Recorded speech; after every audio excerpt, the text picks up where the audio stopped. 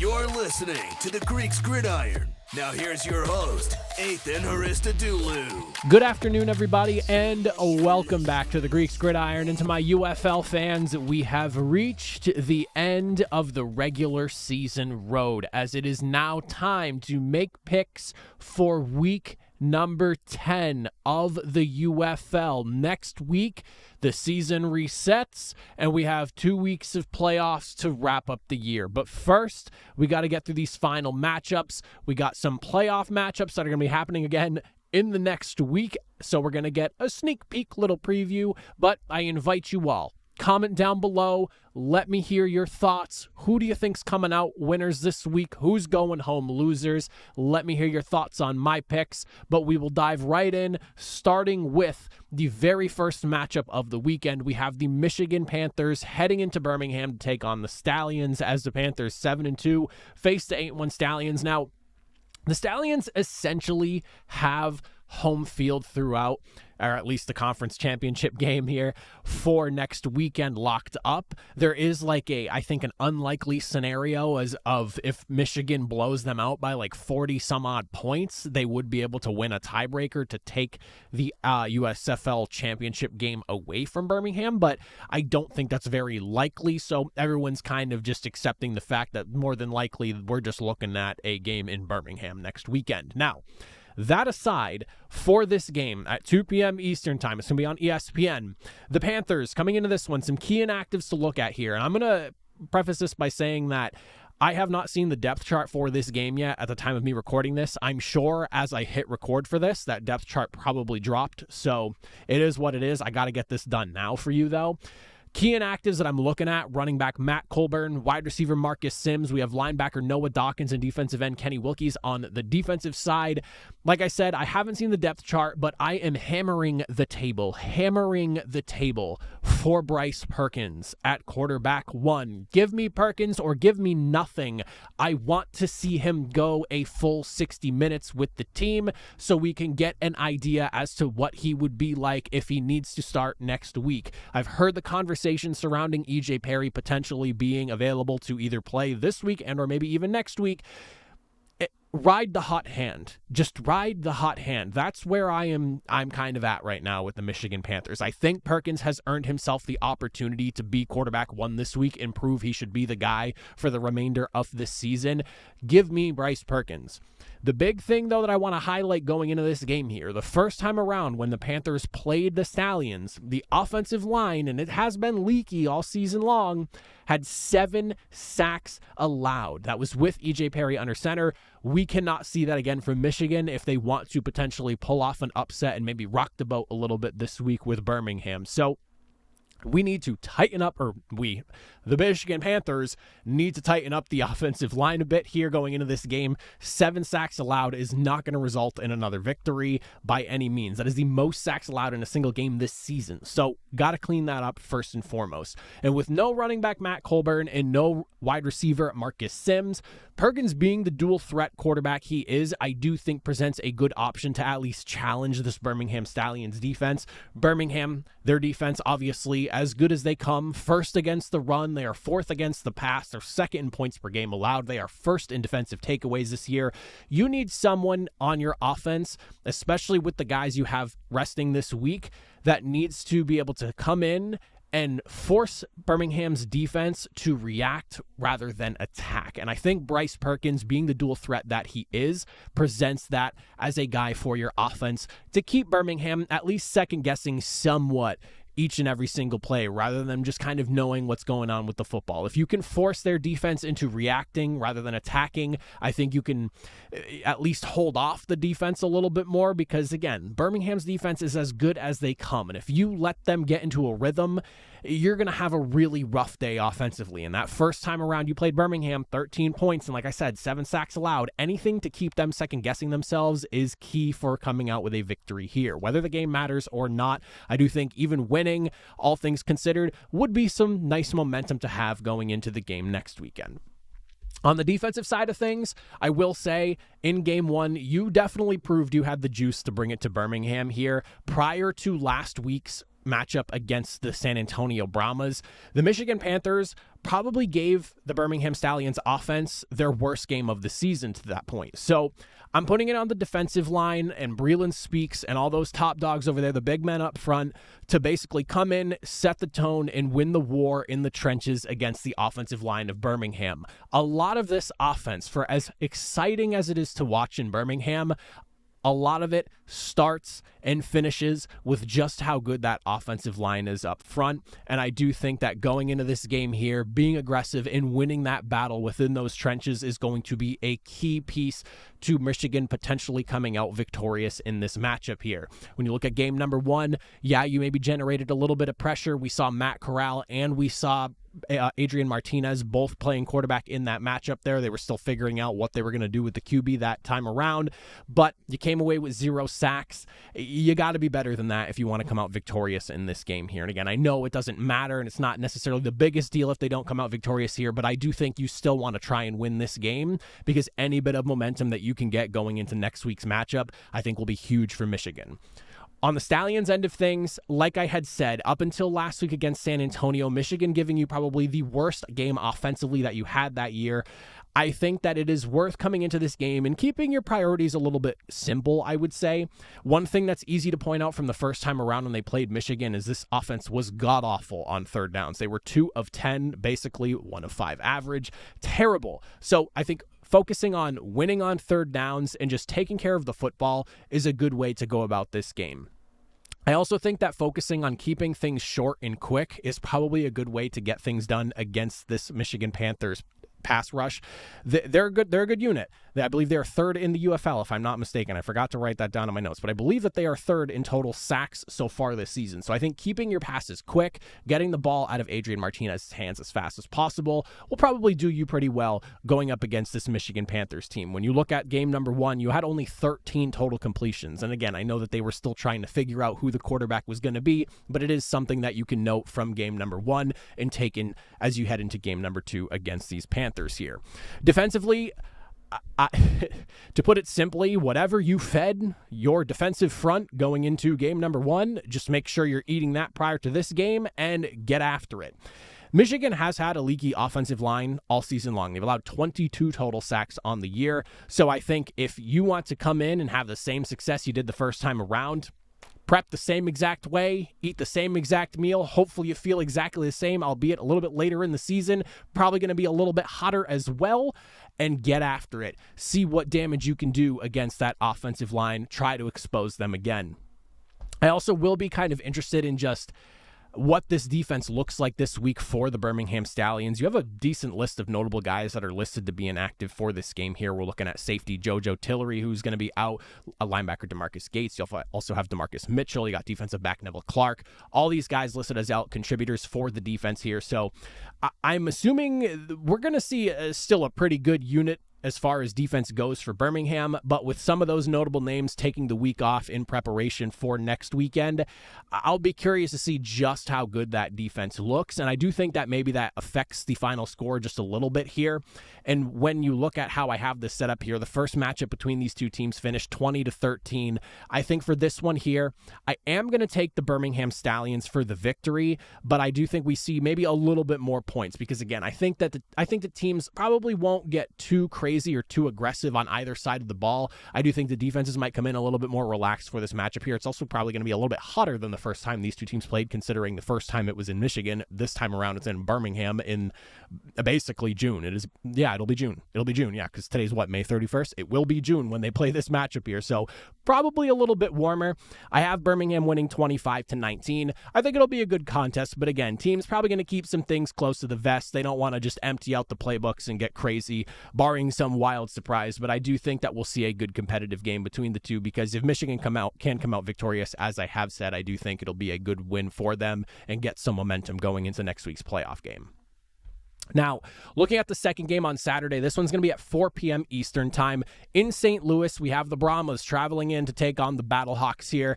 Now, this game does have playoff implications here because the winner hosts the XFL Conference Championship. So, Both these teams coming in do want to win this matchup here, and it is important that they do so, especially, in my opinion, for the Brahmas. I think the best road for them to get to the UFL Championship is going through San Antonio as opposed to St. Louis next weekend. So with the Battlehawks coming in, AJ McCarron is back. He's going to knock off whatever rust he has, and I think not a moment too soon for him to come back. Thankfully, you'll get a week to get him just basically reacclimated. Hopefully his ankle's feeling good. Unfortunately, though, you do go up against a pretty tough defense in San Antonio, but it's your opponent you're playing next week. What better team to get the rust knocked off against than the team you're going to be facing in your playoff game?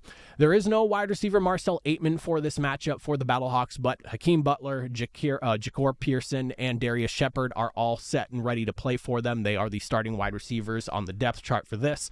I think the biggest focus for St. Louis in this game here is simply just protecting AJ McCarron. Obviously, you want to take care of that ankle, but going up against the league's best pass rush, as San Antonio is currently sitting at 29 sacks on the season, averaging more than 3 sacks a game right now, coming in and taking care of your quarterback is of the utmost importance for this team. And I do think that leaning on running back Jacob Sailors in this one should help ease up that pass rush a little bit. For as aggressive and as dominant as the defensive line has been in San Antonio, there have been instances where they are a little too aggressive and they let the running backs that they're facing get by them at times. So I do think leaning into Jacob Sailors and allowing your run game to open up things as far as passing lanes are concerned, and maybe forcing the defense to slow down a little bit and not be so aggressive on pass rushes, will be a huge benefit to both AJ McCarron and what your offense can do.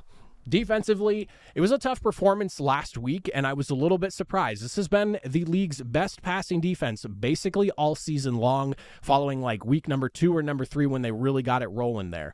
Now, with Chase Garbers back, San Antonio, in my opinion, does have the best quarterback to lead their offense for the final run with this season wrapping up here. So I do think that you want to make sure that you are playing tight and to the vest. I'm a little bit concerned because I feel like injuries are starting to catch up with St. Louis, especially when it comes to the guys that are really good at dropping back in coverage.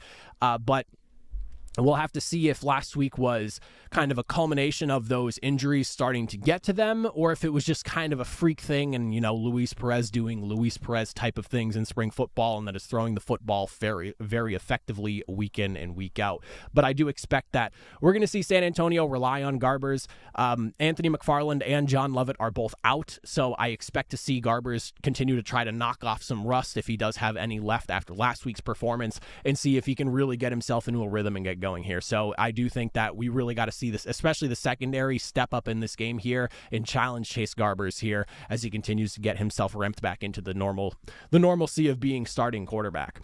On the Brahmas side of things, with Chase Garbers being back, Morgan Ellison and Puka Williams Jr. are going to lead the backfield. So while everyone's excited about Garbers, we do need to take note of that. Obviously, John Lovett and Anthony McFarland have been a big piece as to why the running game has emerged in San Antonio, and I think has helped balance out this offense here. But I don't think we want to sleep too much on what the running backs currently sitting in the backfield can do for San Antonio, especially Morgan Ellison, who's been effective as a runner. Yes, he might not have as many yards as some of the other guys in that backfield, but averaging 4.7 yards per attempt, this guy can make some plays if you give him the opportunity to. Couple that with the fact that center Alex Mollett, the guy affectionately known for the thick six earlier this year, the touchdown that he caught, he will be back, so that is a big plus for the offensive line. Don't be too surprised if you see this offense try to run the football some more, get Morgan Ellison going here, because if you can have Morgan Ellison feeling good coming out of this matchup, coupled with John Lovett and Anthony McFarland, you're talking 3 legitimate running backs that San Antonio can rely on rolling through the playoffs. So do not be surprised to see them get after it on the ground here and try to control the football, keep it out of the hands of St. Louis and, of course, quarterback AJ McCarron. St. Louis has had the best passing defense all season, but they have had some injuries, so I do think that while I'm certain we're going to see some decent amount of running from San Antonio here, I will be curious just how much they do test that defense. Like when you think guys like cornerback Brandon Sebastian and linebacker Mike Rose dropping out from this defense in St. Louis the last few weeks, I do think that there's a chance we could see them try to test it, but like I said, I do think that the big focus here is don't put Garbers in a spot where he needs to play hero ball. Control the football. Maybe, take a strike here and there that may be a little bit risky, but at the same time, I want to see San Antonio just kind of take care of the football. Play for possession, basically. Keep the ball out of St. Louis's hands, because I think for St. Louis, for them to win football games, they kind of have to keep the score a little bit low. They haven't been known as a high-scoring offense. They're very much a defense-first team, in my opinion. So keep the score low, maintain possession, and don't get too crazy, even with the injuries that are sitting there in that St. Louis secondary, and even with some of the linebackers that have been pretty good in pass coverage themselves. On the defensive end, it's pretty simple, pretty straightforward. Do what you do best to get in there and make A.J. McCarron uncomfortable. Knowing he's working with an ankle injury, I don't know how healthy he actually is. Only A.J. McCarron knows, and maybe some of his coaching staff, but I will expect to see them come in, be aggressive, try to disrupt his rhythm. And on top of that, the big thing you really need to focus on is just containing Hakeem Butler. That guy has been a man amongst boys when A.J. McCarron is throwing him the football. And if you can at least slow down that connection, I think you have a really good opportunity of beating this team here and sealing your spot for the XFL championship as the hosts. Now, you're going to need to rely on your corners, guys like Darius Phillips and Bo Peep Keys. They've got to be ready. If Hakeem Butler is on your side, you need to be on top of him. He is a big man. He's 6'6". I think he's like 230 pounds as well, and he moves pretty quickly. He is a large man, and he looks much bigger than everyone else on the football field. You've got to be all over him. He's a physical guy. You got to play physical against him. Do not let him get the best of you. So rely on that pass rush, but those corners, whatever side Hakeem Butler's lining up on, you've got to mitigate the damage that he can do, because he has no issue going for 100+ yards and a couple of scores in a game if you give him the opportunity. As for who I think is going to come out victorious in this one here, I think this is going to be a tight contest. I do think that San Antonio is going to do everything they can to disrupt St. Louis, keep the score as low as possible, and I think that we'll probably see maybe a little bit of rust from A.J. McCarron. Who knows? He could come out slinging it and look like he never missed any time, but I expect maybe just a tiny bit of rust, but he has only been gone for 2 weeks, so it shouldn't be anything too bad. But I think San Antonio, the way this defense plays, they're going to try to keep the score low. They're going to try to maintain possession, because I think that's their best opportunity to win, and I'm going to take the Brahmas. I'm going to have them winning, and I think the score is going to be tight. I have them winning 22-21. So tight contest, probably defensive heavy. We'll see some scoring, but I really think it's going to come down to possession and just taking care of the ball and keeping it out of the hands of St. Louis if San Antonio wants to come away with a victory. Now, moving into Sunday's games, we have first 12 p.m. Eastern time, this one on ABC, a game truly just about pride and nothing else. There is nothing of significance coming out of this game here. We have the DC Defenders hosting the Arlington Renegades. Now, the Defenders, they come in, they're kind of lucking out to wrap up the season here. Unfortunate they're knocked out of the playoffs here, because they get two of the weakest defenses in the UFL in back-to-back weeks, in this week and last week's opponent here. Jordan Te'amu's coming off of probably his best game of the season. Yes, he had a couple of interceptions, but 20 of 24, 237 yards, couple of touchdown passes. If he takes better care of the football, that game against Memphis is probably further apart than it already was here. And with Arlington ranked 7th against the pass, they are the one team right ahead of the Memphis Showboats, who they faced last weekend here. If Te'amu can take care of the football, I expect to see him have another really good performance here. And with the success that they found on the ground last week, Arlington also being ranked 7th against the run, I think there's a good opportunity that maybe we see the offense balance out a smidge here, and we just basically see them try to take whatever the defense is giving them. They managed nearly 90 yards between their two running backs last week, so I want to see a balanced attack here. I know they love throwing the football with Jordan Te'amu, and if there was ever a game that you wanted to just kind of let Te'amu fire the football left and right, you kind of have an opportunity to in Arlington, but just be careful, because they can have a tendency at times to be aggressive and get after the football, and they can come away with some interceptions. So with the way we've seen Te'amu play, obviously there's a good opportunity for him to have a good game, but I wouldn't be shocked if we finish this game with a Te'amu INT or two. On the defensive side of things, I think this is probably where it's going to be decided as far as if DC can come away with the victory here to wrap up the season. The defense is the biggest question, as it has been for this team all season long. They're allowing about just over 24 points per game here. They are good for second worst in the UFL, in front of only the Memphis Showboats, who are sitting at a whopping 30 points per game allowed. They've struggled against the run, but if you look at the numbers, weirdly enough, they are sitting at the second lowest passing yards per game right now at 172. And I saw that initially and I was like, that's kind of weird. However, when you dig a little bit deeper in the numbers, the reason for that could potentially be the fact that they are also the team with the least amount of passing attempts against them this season at 250. So while the numbers show one thing, if you dig a little bit deeper in the numbers, the truth may lie somewhere between the actual lines. I will be curious how this defense does fare against Luis Perez and the Renegades offense. I don't know how well they're going to be able to do. They have not been great. As I said, they are allowing the second most points per game this season right now. Luis Perez coming off of a massive game last week, probably feeling really good knowing he's going up against another weaker defense. It really, in my opinion, comes down to just how tight this defense can play, in my opinion. As for the Renegades end, I fully expect to see them come out offensively and just kind of let Luis Perez do his thing. He is the spring football passing king for a reason. He loves to throw the football, and he does it really, really well. And it's unfortunate that the defense in Arlington has not been able to match what the offense can do sometimes, or at some points during this season, because if this defense in Arlington was a little bit better, this Renegades team could have competed at least for a spot in the playoffs, maybe not the championship, but at least a spot in the playoffs here.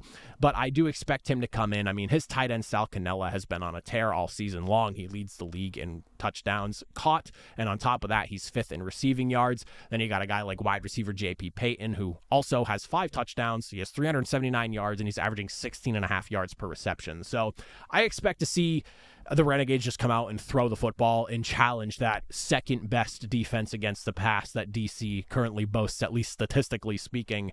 I do think we're going to see Perez come out swinging, and I would not be surprised to see him do so, especially with the season wrapping up for him at the end of this week. Defensively, if Arlington wants to win, I do think that it's pretty simple what you have to do, because it's been kind of clear all season long how you can kind of slow down this DC offense, and that is just disrupt Jordan Te'amu. DC's offensive line has allowed 18 sacks. That's good for like middle of the pack right now, but it has been very clear. If you can bring pressure, even if you're not necessarily bringing him down for the sack, and it's not like Arlington's been known for some vaunted pass rush all season long. They haven't been too great on that end. If you can just make him uncomfortable in the pocket, we have seen some pretty wow, can't believe he threw that pass kind of throws from Te'amu at times this season. You can push him into 1 or 2 interceptions, and we've seen him throw a couple of interceptions in a handful of games this season. So if you can just bring some pressure, be aggressive up front, and especially with how aggressive it feels Arlington's secondary is at times, you could probably come away with a turnover or 2 and put DC in a bad spot. The game doesn't mean anything. And really, realistically, it does not matter who comes out victorious in this game here, but something tells me that Arlington's coming into this matchup with something to prove. I think that they have a very sour taste in their mouth from how this season has gone, considering they are the 2023 XFL champions, and a lot of people are questioning that whole thing now and just how that worked itself out, being 4-6 and, just getting hot at the right time and everything. But I do think that they want to come in, they want to at least remind everybody what they're about, and, make one last good impression before the season wraps up. So I do think I'm going to take the Renegades in this one here, and I think it winds up being a pretty high-scoring affair. With both defenses struggling in their own ways, one way or another, I think that we see a decent amount of points here. Probably see a few turnovers on both sides of the football here, at least maybe 1 on both ends, maybe 2 on one and then 1 on the other, maybe 2 from both sides. We'll see. I think we do see some turnovers, though, here, some mistakes made as both teams just try to, make one last big impression before the season wraps up. But I'm going to take Arlington. I'm going to take them 30-26. High-scoring affair. I think we see a lot of points between these two offenses here because there is high point potential, especially with the defenses that are going up against each other. So give me the high points. Give me Arlington. One last win to finish off the season 3-7 for the defending XFL champions. And then to wrap up the season, the regular season, Houston Roughnecks, Memphis Showboats, there is something on the line here, and that is the first pick in the UFL draft and the first pick of every single round of the next UFL draft. So this is an important game for both of these teams here. I personally think that picking the winner for this game just comes down to who you truly think is the worst team in the UFL. And obviously the discussion has been for the last handful of weeks, either the Houston Roughnecks or the Memphis Showboats. I'm not 100% certain on who it is, but I've had my opinion that the Memphis Showboats for a while now have been the worst team in the UFL. I could be wrong, but from everything that I've seen over the last 2 months from Memphis, I've been pretty comfortable keeping them at the bottom of my power rankings. If you haven't checked those out, I highly recommend you do so. So this game at 7 p.m. Eastern time on Fox to wrap up the regular season. The Roughnecks defense has been the strength for this team, especially against the run, and it's been really unfortunate that the offense has not been able to match the intensity that this defense can bring in some games here. They are 4th in rushing yards per game allowed. They are also 2nd in yards per attempt allowed with 3.7 yards per attempt on the ground. And on top of that, you're going up against a Memphis offense that is turnover prone. They have 19 total turnovers this season, averaging a little bit over 2 per game right now. I believe it's 2.1 is the exact number. The last couple of weeks have been tough for this Roughnecks defense.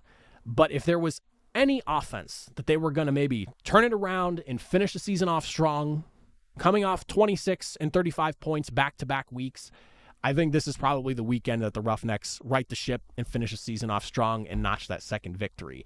Offense has found some life on the ground, and I do think that's something that I think you want to just press going into this game here.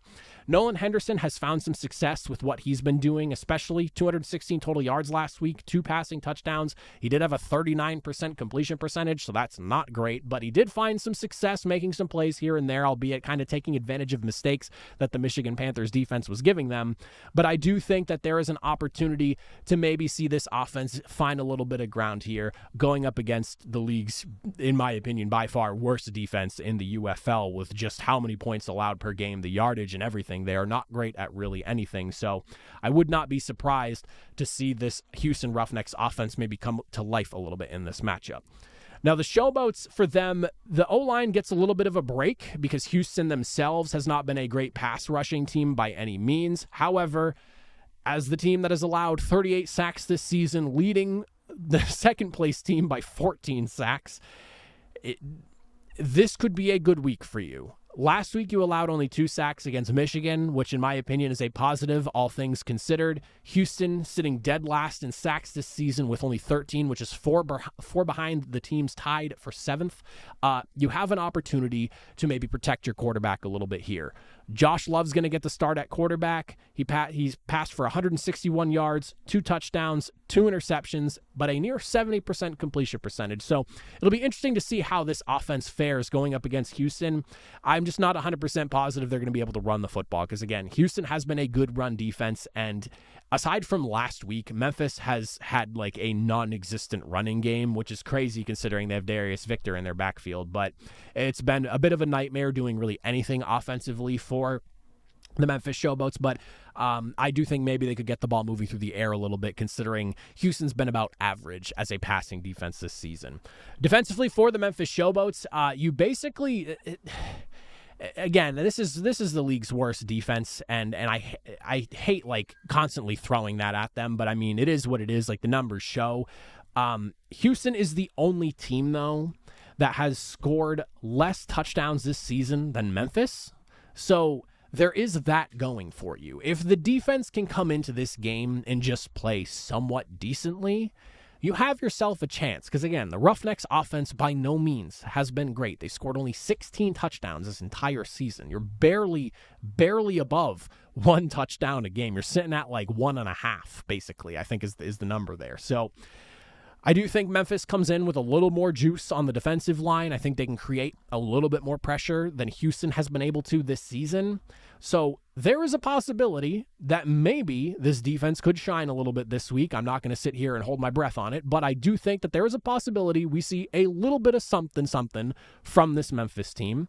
So just keep an eye on that. But basically, this defense just has to come in and play decent, and you have yourself an opportunity to lock up that first selection in the draft of every single round when the next one rolls around for the UFL. As for who I think is going to come out victorious in this one here, like I said, These are the two worst teams in the UFL, and I truly think you're picking your winner based off of who you think is the actual worst team in the UFL. I, for a while now, have been touting Memphis as the worst, at least for nearly 2 months now. We're getting close to 2 months since I put them at the bottom of my power rankings and just kept them there all year. So I'm going to go with the Houston Roughnecks for the victory here. I have them winning 20-18. I don't expect a lot of points, even with both of these defenses allowing a fair amount of points per game. The offenses have been struggling enough that I think it kind of levels itself out where you'll get a decent game. It'll probably be tight. I don't expect one team to run away because I don't think there's a big difference between either one of these two teams and how good they are compared to the other. But I do think I like the Houston Roughnecks just a tiny bit more. So give me the Roughnecks. They finish 2-8. The Memphis Showboats fall to 1-9. Both of these teams are probably going to see massive changes this offseason, but at least the Roughnecks can sleep well knowing they'll get the first selection in every round of the next UFL draft. And those are my final picks for the regular season of the UFL. Like I said, UFL fans, comment down below. Let me hear your thoughts on my picks. Let me hear your picks. If you're someone that's betting, I don't do betting. I'm picking for fun here. Let me know in that comment section what you've got going for this weekend. I would love to hear. I love chatting with you all in the comments. But that is it for me. As always, if you made it to the end, I greatly appreciate it. I cannot believe we are at the end of the UFL regular season, but we still got a few more weeks of football left. So let's enjoy it while we can. I'll catch you all next time. Have a good one.